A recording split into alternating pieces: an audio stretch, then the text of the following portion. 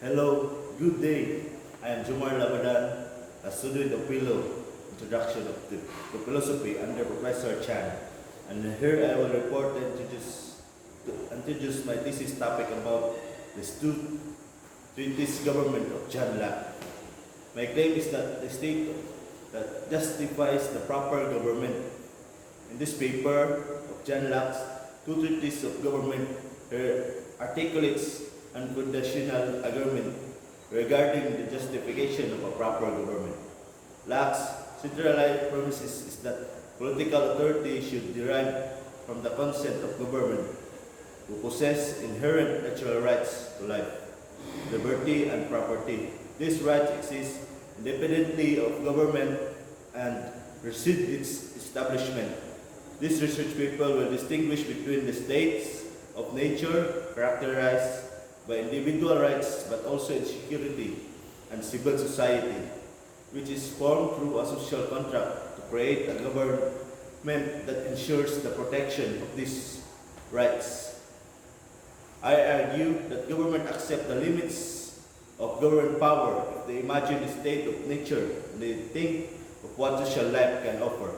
This paper claims that government rooted in consent and the protection of individual rights, laying intellectual groundwork for the principle of democracy and limited government that continue to shape political discourse and institution today. My main point is that first, the state of nature is envisioned the state of human life without the influence of political power or societal practices. The idea of society which everyone has the natural right to life, liberty, and property is one in which individuals are free and equal to understand the origin of political power, social contract, and the necessity of a strong government to safeguard these inalienable rights in civil society. Locke draws on the idea of natural rights. Second, people accept that they are natural, free, and equal, and the government must equally preserve the liberty of its subject. Locke argued that when individuals band together to create a government through a social compact, they do is in the belief that the government will protect and uphold these rights. In essence, people will only voluntarily consent to a government rule if that government is primarily responsible for defending their individual liberty. Lastly, when social custom or governmental authority are absent from human life, it is said to be a state of nature. People are regarded as natural, free, and equal in the state, and they also have some inherent rights. When people band together to form a civil society, Locke utilizes this idea as a springboard to investigate the origin of political authority, the social contract, and the function of the government in defending individual rights. And for my objection, first, in the case of conflicts between personal privacy and freedom of expression that are common in modern cultures can't be solved by simply revising our beliefs about privacy and its protection. There are often trade of unmoral conundrums involved in decision and censorship, data privacy laws, and surveillance techniques, the importance of privacy to freedom of expression. On the other hand, the nurturing of this beautiful concept begins with the democratic education. Democratic education enables people to take an active role in matters relating to privacy and expression by teaching them about their obligation in a democratic society. This can involve voting, participating in policy debates, and taking part in advocacy. However, involving disrespect to one's fellow citizen as an autonomous agent, the capacity of a person to behave in accordance with their own free choice and reasonable judgment is referred to as autonomy. Respecting one's fellow citizen as autonomous agents entails appreciating and recognizing the right to make decisions for themselves. It entails respecting their freedom to self-determination and refraining from forcing one's own opinions and reference on them. The answer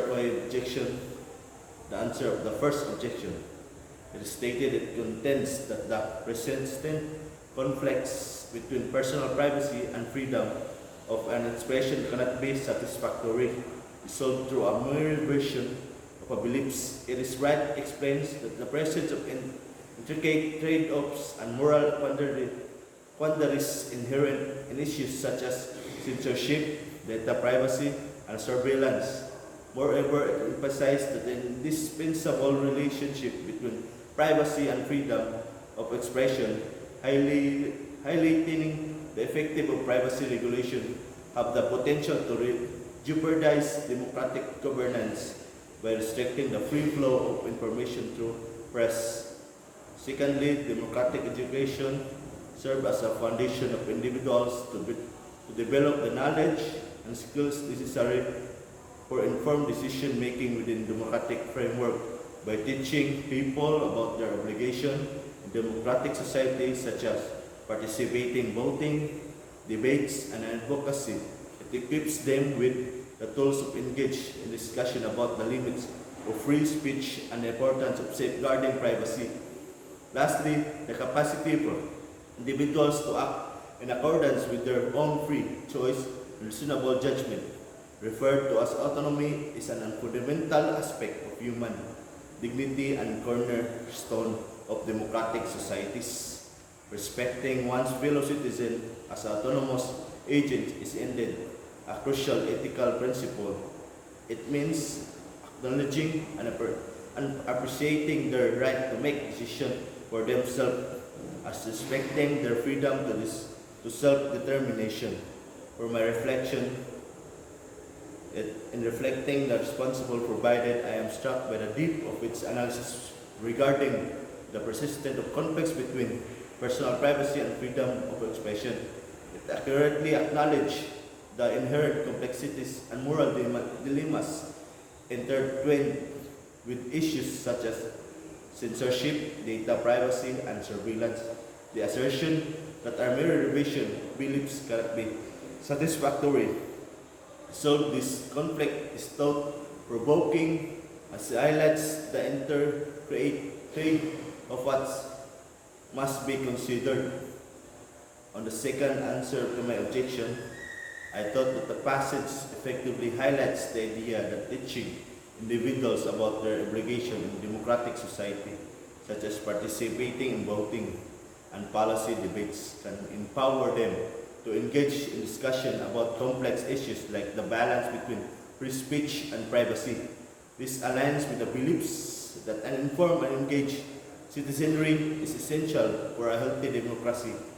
To my last reflection on the answer of my last objection, it realized me that the emphasis on autonomy as a cornerstone of human dignity aligns with the belief that the essence of democracy lies in empowering individuals to exercise their free will reasonable judgment. The idea of respecting citizen autonomy is both an ethical principle and a vital virtue in democratic societies. It ensures that the individuals can freely express their opinions, participate in the political activities, and make decisions that impact their lives without undue external influence. For my summary and personal application, in summary, Locke's assertion that the state must legitimize its governance, its fundamental concept that has profoundly influenced political philosophy and establishment of just and reasonable, responsible governance, highlighting the importance of political authority being grounded in the consistent of govern and dedicate to protecting the natural rights of its citizens, a principle that remains relevant in contemporary political discourse worldwide. Locke emphasized that the crucial concept of a social contract in which individuals willingly yield authority to a government that is committed to preserving their inherent rights and acting their best interests. His ideas have played a pivotal role in the development of democratic system and constitutional governments where leaders are held accountable to their citizens and are entrusted with the duty of safeguarding individual freedom. My first personal reflection, I find myself resonating with the idea that a mere revision of our beliefs may not be sufficient of resolving this enduring conflict, and it's indeed thought-provoking to consider the intricate trades-off that must be carefully weighed. The notion, the privacy, and the freedom of expression are not mutually exclusive but deeply interconnected. Aligns with the personal perspective on these matters, the call for a meaning context-specific approach as well as the emphasis on a robust legislation and ethical consideration reflects my beliefs that the responsible and morally guided decision making is imperative in this domain. Secondly, this aspect of democratic education is indispensable in promoting respectful and constructive discourse, which plays a pivotal role in resolving disputes on these continuous issues.